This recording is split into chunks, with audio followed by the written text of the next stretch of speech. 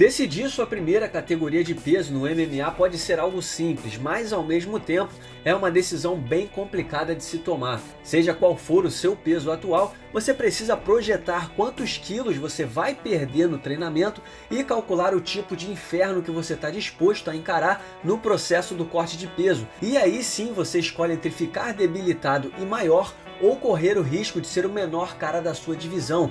Você basicamente escolhe entre A ou B, a menos que você seja um peso pesado, aí você pode bater ponto no McDonald's. Para o resto das divisões, se você escolhe a opção A, ficar debilitado no início da carreira pode acarretar em mudanças no corpo do lutador, com o desenvolvimento muscular e a retenção de gordura corporal mudando à medida que você envelhece e por aí vai. Mas a dificuldade real é saber quando subir de peso. Por outro lado, se você escolher a opção B, fique sabendo que muitos lutadores descem de peso à medida que oportunidades surgem e novas portas se abrem. Subir ou descer de peso pode acabar dando errado, mas o vídeo de hoje é sobre as mudanças que valeram a pena. Então já deixa o like e se inscreve no canal, porque eu sou o Coutinho do MMA no Ponto e aqui vai o top 10 de sábias mudanças de categoria de peso no MMA. Número 10, Dustin Poirier. Depois de brilhar no circuito regional de Louisiana e fazer suas duas primeiras lutas no WEC até 70 quilos, Dustin Poirier acumulava um cartel impressionante de 8-1. Ele migrou para o UFC como parte da fusão entre os dois eventos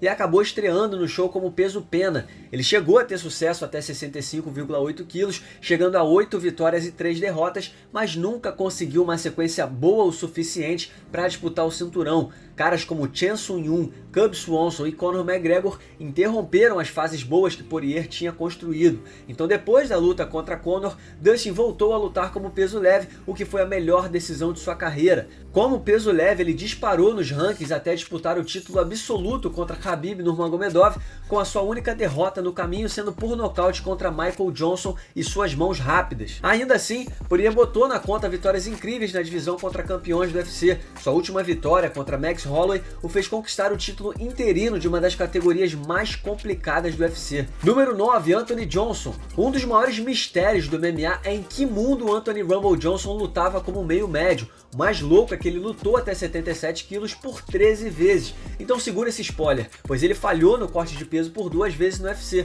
Rumble subiu para os médios até 83,9 quilos e recebeu uma luta indigesta de estreia contra Vitor Belfort, onde ele falhou no corte de peso por quase 5 quilos, perdeu e acabou demitido do UFC. Na luta seguinte, adivinhem só, sim, ele ficou acima do peso de novo, 4 quilos acima do limite dos médios, até que finalmente ele migrou para os meio pesados. Aí sim ele embarcaria na melhor fase de sua carreira, vencendo 8 lutas consecutivas, sendo uma delas como peso pesado, quando ele quebrou o maxilar de Andrei Arlovski.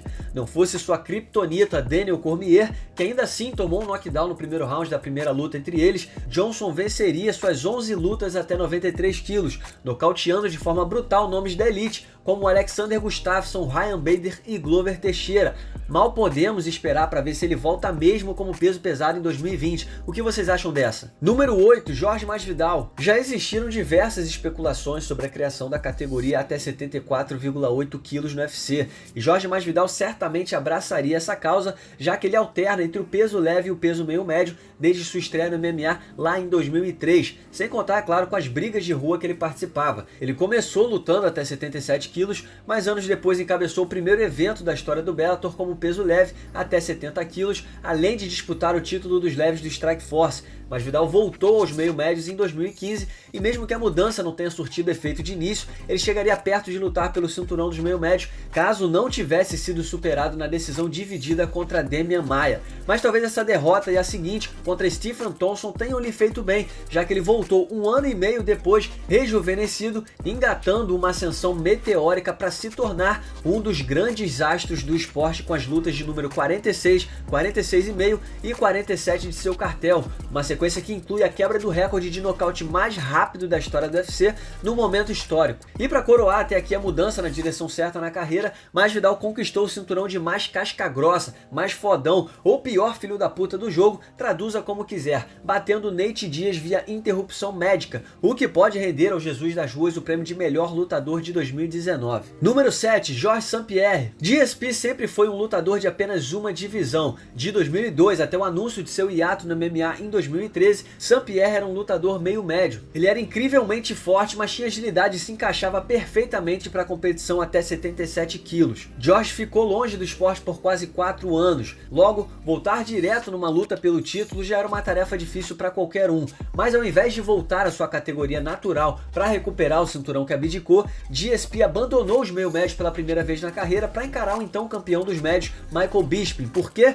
Tem algo a ver com o mercado de ações ou algo do tipo. Fighting business, it's like the stock market. Like I said, it's like the stock market. Fighting is like the stock market. Pois é, de alguma forma muitos acharam que o GSP seria pequeno para essa missão, uma vez que Bisping já competiu como meio pesado no passado, sem contar com a possível falta de ritmo de luta. Mas o que aconteceu foi que no UFC 217, GSP finalizou Bisping para conquistar o título dos médios. Foi uma vitória excepcional, não apenas por aquele momento, mas também pelo seu legado, o que significa muito para a carreira de George. Será que ainda existe alguma chance da luta com Khabib acontecer no futuro? É claro que Ferguson vem primeiro, mas quem sabe depois. Número 6, Valentina Shevchenko. A mudança do peso galo para o peso mosca para Valentina Shevchenko foi uma das decisões mais óbvias dessa lista. Nos tempos de kickboxing e Muay Thai, ela alternava entre 56,6 e 59,8 quilos, mas sua carreira no UFC começou antes da criação da divisão peso mosca. Então, Shevchenko não teve escolha a não ser competir no peso galo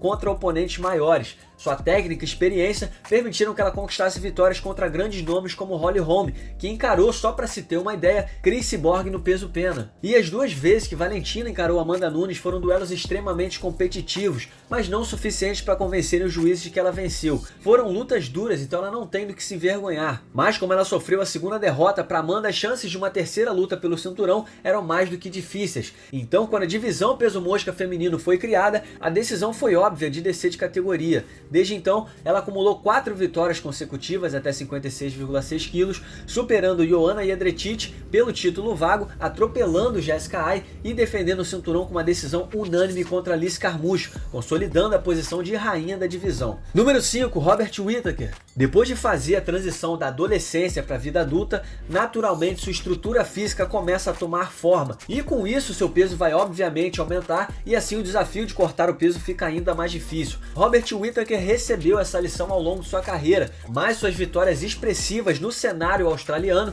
lhe garantiram um lugar como meio médio na temporada de 2012 do The Ultimate Fighter. Ele venceu a luta seguinte no UFC, mas sofreu com derrotas contra Kurt McGee e o promissor Stephen Thompson. Em inúmeras entrevistas, Whittaker explicou que seu treinamento foi diversas vezes atrapalhado pela rigorosa dieta e sua absorção de golpes também. Whittaker acabou subindo para os médios e atropelando seus rivais na divisão. Essa sequência o levou até o título da categoria sem nenhuma derrota na nova divisão, incluindo os 50 minutos de inferno que ele superou contra Yoel Romero, quando ele foi testado, mas acabou com o braço erguido nas duas vezes. Independente do resultado da luta contra Israel Adesanya, Whittaker merece tranquilamente um lugar nessa lista. Número 4, Ronda Rousey. Essa brilhante trajetória ao estrelato já foi muito bem documentada ao longo dos anos. Sua rápida ascensão ao topo e a queda mais rápida ainda são muito conhecidas, mas algo que quase passa batido é o fato de que Ronda não começou sua carreira como peso galo, e sim 4,5 kg mais pesada, como peso pena.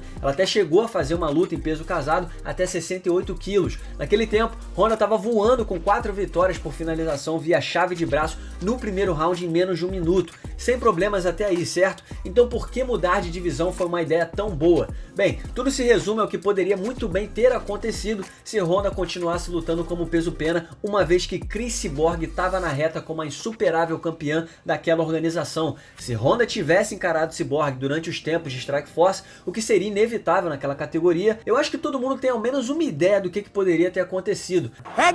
Mas como peso galo, Ronda iniciou sua grande rivalidade com Miesha Tate, onde foi coroada como campeã do Strikeforce, o que serviu não apenas para impulsionar seu estrelato, mas também serviu de referência para o desenvolvimento do MMA feminino no UFC e, consequentemente, o crescimento do MMA feminino no mundo. Sabe Deus se as mulheres estariam no UFC sem Ronda Rousey. É bizarro pensar como as coisas poderiam ter sido diferentes sem essa mudança de categoria. I don't want to see a pretty girl getting elbowed in the face. Who wants to see that? I want to see that.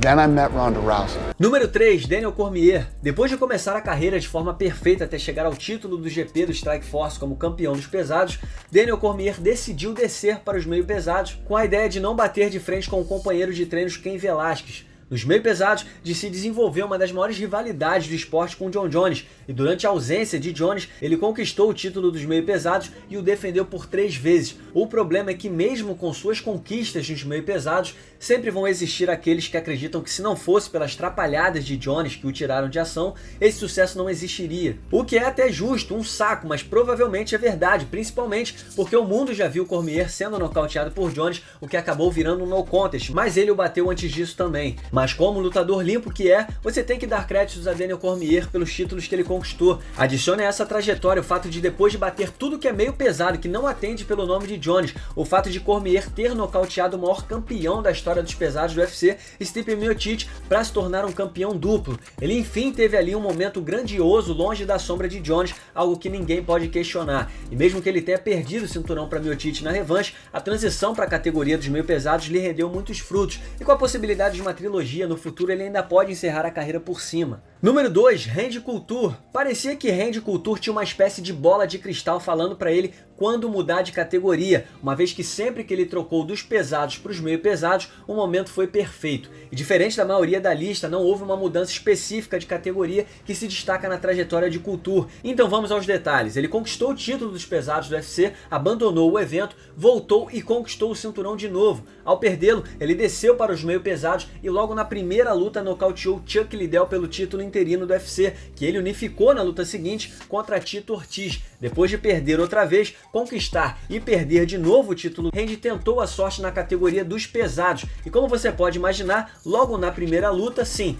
Randy dominou o grande Tim Sylvia de ponta a ponta para conquistar o título dos pesados mais uma vez, agora já quarentão. Couture defenderia seu reinado contra Gabriel Napão antes de perder para o gigante Brock Lesnar. De qualquer forma, essas mudanças de categoria fizeram muito bem a carreira de Couture. Menção honrosa para Thiago Marreta. Depois de uma trajetória recheada de altos e baixos nos médios, Thiago Marreta migrou para os meio pesados, nocauteou Eric Anders, Jimmy Manuwa e Ian Blachowicz e ganhou a chance de disputar o cinturão da categoria contra a lenda Jon Jones. Mesmo rompendo os ligamentos dos joelhos logo no início do combate, o brasileiro se tornou um dos maiores desafios da carreira do americano, fez o campeão suar como nunca para defender o seu reinado e só foi derrotado na decisão dividida. De peso médio regular a talvez o maior desafio da carreira de Jones nos meio pesados, Marreta definitivamente merece um lugar aqui. Número 1, Demetrious Johnson. Lutar na categoria de peso mais próxima do seu tamanho é obviamente uma boa decisão se você se sair bem com isso, mas no caso de Demetrious Johnson, nem sempre esse era o caso anos atrás, então o DJ teve que subir para a categoria dos galos, onde seus rivais normalmente eram maiores. É claro que suas habilidades o levaram a uma sequência de 10-0, mas em determinado momento, tamanho definitivamente foi um fator significante, e no WEC no UFC, Johnson faria 4-2, perdendo para nomes como Brad Pickett e Dominic Cruz com o cinturão dos galos em jogo. Depois disso, o UFC anunciou a criação da divisão peso mosca masculina e queria que Johnson competisse num mini torneio que coroaria o campeão inaugural da categoria, o que certamente foi música para os seus ouvidos. Colocando de lado a atrapalhada nas pontuações que o livraram de uma derrota na primeira rodada, DJ acabou ganhando o torneio e vencendo a revanche contra Ian McCall. Nos moscas, ele deteve o cinturão por quase 6 anos, enfileirando rivais e chegando a 11 defesas de cinturão consecutivas, consolidando sua posição como um dos maiores lutadores peso por peso de todos os tempos. Nada disso teria acontecido se a oportunidade de descer para os moscas não tivesse surgido. Por isso, esse caso é sem dúvida a mais bem sucedida mudança de categoria da história do MMA. E aqui vai um salve para Charlie Howard, que escreveu essa lista. Você pode seguir o Charlie no Twitter através do @MMA_Charlie. E um salve também para Max Randall, que editou esse vídeo. Você pode segui-lo no Twitter